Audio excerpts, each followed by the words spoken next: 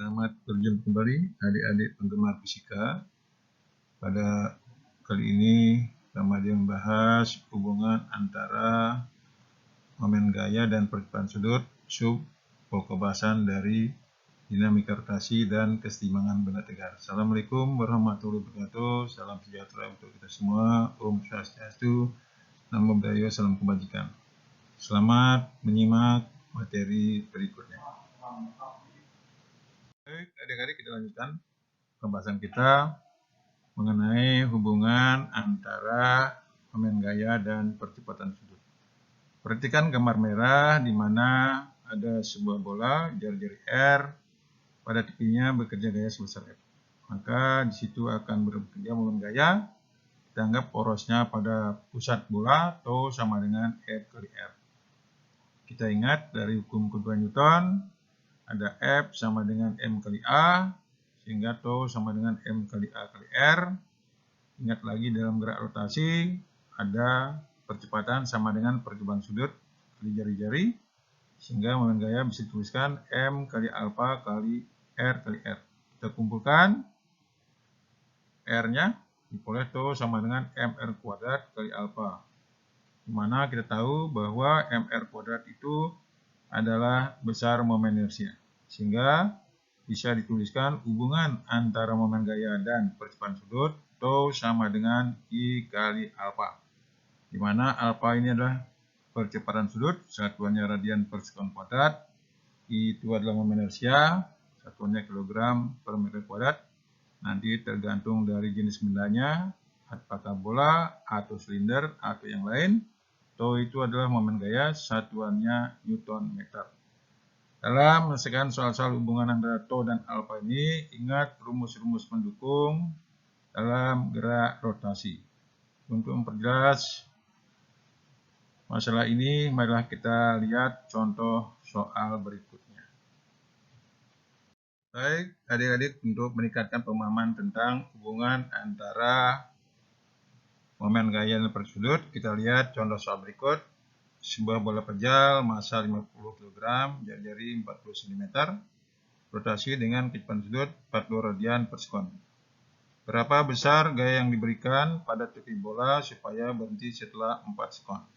Nah, di sini ya, perhatikan ada kata-kata berhenti, berarti omega T-nya sama dengan 0. Ya, biasakan begitu mulai diketahui satuan harus dalam satu sistem. M 50 kg, R 40 cm, jadi 40 min 1. Omega 0-nya 40 radian per sekon, omega T-nya 0 karena dia berhenti, T-nya 4 sekon. Ditanyakan F-nya berapa. Nah, di sini bisa kita gunakan rumus Tau sama dengan hasil ganti gaya dengan gaya. Tau sama dengan I kali alfa yang baru kita pelajari tadi, kombinasi. Kita ingat di sini adalah bola pejal, di mana momen inersianya I sama dengan 2/5 mr kuadrat. Masukkan F kali R sama dengan I kali alfa, F kali R sama dengan 2/5 mr kuadrat, omega T min omega 0 bagi T, asuhan harga-harganya. Nah, R-nya bisa kita coret, karena di situ ada R, sehingga tinggal F sama dengan 2/5 kali 5 kali 4 kali min 10.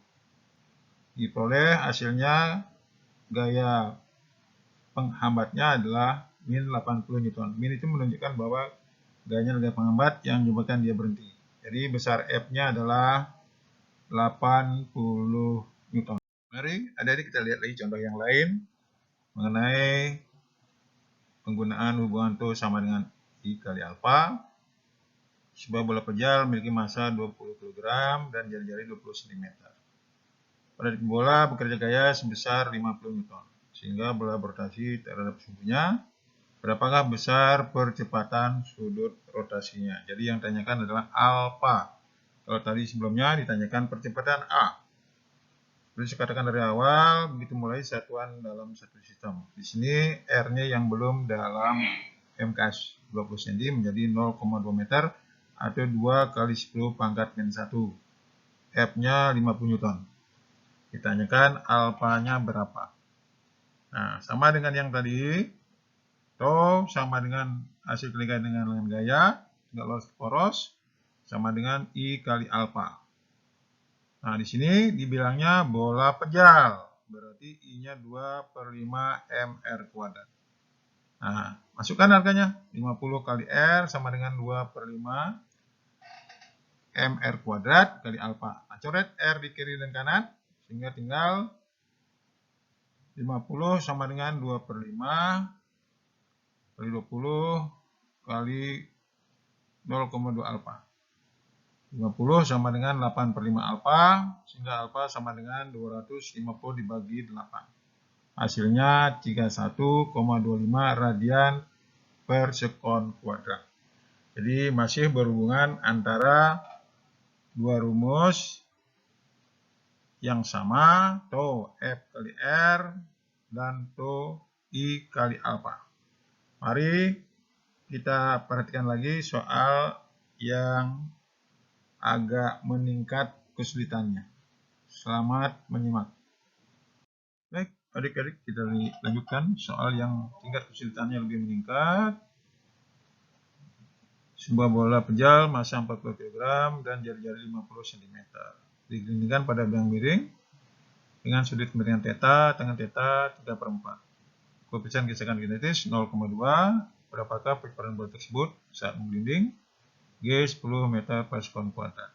Seperti biasa, tulis diketahui, usahakan satuan dalam satu sistem. Ditanyakan A, kita coba gambarkan dari soal yang ada. Bola pada biang miring, kasar, karena dia cenderung akan bergerak ke bawah, maka gesekannya akan bergerak ke atas. Jadi kalau ada diperhatikan gambar bola itu, di situ ada gaya bekerja, komponen berat yang secara bilang miring, W sin theta. Kemudian yang tegak lurus bilang miring, ingat waktu di mekanika, N sama dengan W cos theta. Nah, karena dia menggelinding, berotasi berarti ada poros. Jadi yang menyebabkan dia bergelinding di sini adalah gaya gesekan. Sehingga kita ambil porosnya di pusat bola. Sehingga di situ komponen W sin theta itu jaraknya 0. Jadi yang menyebabkan dia berotasi itu adalah gaya gesekan. Sehingga bisa tuliskan rumus samain gayanya tau sama dengan F kali R sama dengan I kali alfa. Karena ditanyakan percepatan, kita ganti alfanya sama dengan I A per R. Atau FK kali R sama dengan, ingat bola, 2/5 mr kuadrat kali A kali R. Kita coret R-nya. Diperoleh bahwa FK kali R itu sama dengan 2/5 M kali A. Kita ingat, FK adalah mu K kali N, di mana N-nya itu adalah Mg cos theta.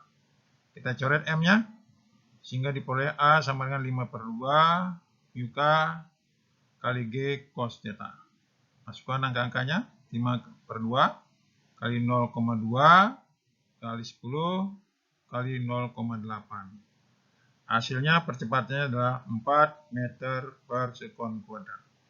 Adik bisa lihat masih penggunaan tau F kali R sama dengan I kali alfa. Perhatikan pada bidang miring.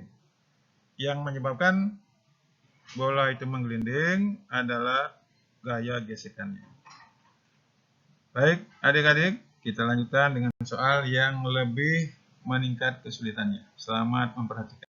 Baik, adik-adik, kita lihat soal yang berikutnya yang memiliki kesulitan lebih tinggi, tapi sebenarnya bukan sulit. Tapi yang penting, rumus-rumus mana yang kita terapkan di setiap bagian komponen ini.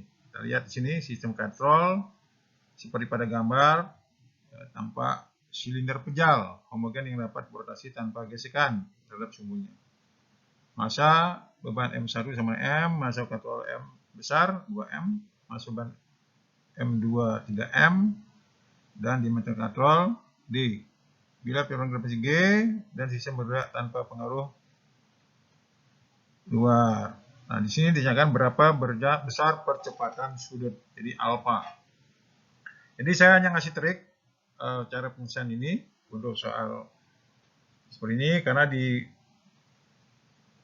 waktu belajar hukum kedua Newton itu banyak soal-soal yang hampir mirip. Di situ momen inersianya tidak diperhitungkan. Nah, dalam kasus seperti ini tidaklah terlalu sulit. Yang pertama, perhatikan di sini massa yang paling besar mana. Otomatis nanti bendanya akan bergerak ke arah sana. Yang kedua, uraikan semua gaya-gaya yang bekerja pada katrol maupun pada benda. Dalam hal ini kita lihat pada benda 2, karena dia masih lebih besar, tegangan talinya T1. Pada benda 2, tegangan talinya benda 1 itu tegangannya T2. Gas di sini T1 lebih besar dari T2. Seperti yang kita pelajari tadi, bahwa hubungan antara momen gaya dan percepatan sudut. Nah, disinilah kita terapkan pada katrol. Pada katrol, saya ulangi. Tadi setelah gaya diuraikan atas komponen-komponennya, terapkanlah pada katrol sigma to sama dengan F kali R. Nah, di situ berarti T1 nanti T2 kurang T2 kali R, kemudian terapkan lagi I kali alfa. Nah, karena katrol, I-nya itu adalah setengah MR kuadrat, dianggap silinder, MR kuadrat. Nah, dari keduanya itu disubstitusi. Nanti dapat bentuk persamaan T1 dan T2. Kemudian baru terapkan di tiap-tiap benda itu hukum kedua Newton. Pada benda 2 karena dia masih lebih besar. Di sini berlaku W2 kurang T1 sama dengan M2 kali A. Pada benda 1 itu bari T2 kurang W1 sama dengan M1 kali A. Nah, substitusi dari hukum kedua Newton ini sehingga juga nanti dapat persamaan dalam bentuk T1 dan T2. Nah, kemudian substitusilah kedua persamaan tersebut sehingga nanti apa yang ditanyakan bisa diperoleh. Itu triknya. Ya, yang pertama perhatikan gaya yang terbesar. Kedua, uraikan semua gaya yang bekerja. Terapkan pada kator itu momen gaya pada masing-masing benda hukum Newton, kemudian substitusi sehingga nanti apa yang ditanyakan bisa diperoleh. Mudah-mudahan mengerti. Selamat mencoba. Sampai ketemu pada materi berikutnya. Jangan lupa subscribe untuk menambah semangat saya menyusun materi berikutnya. Sampai jumpa.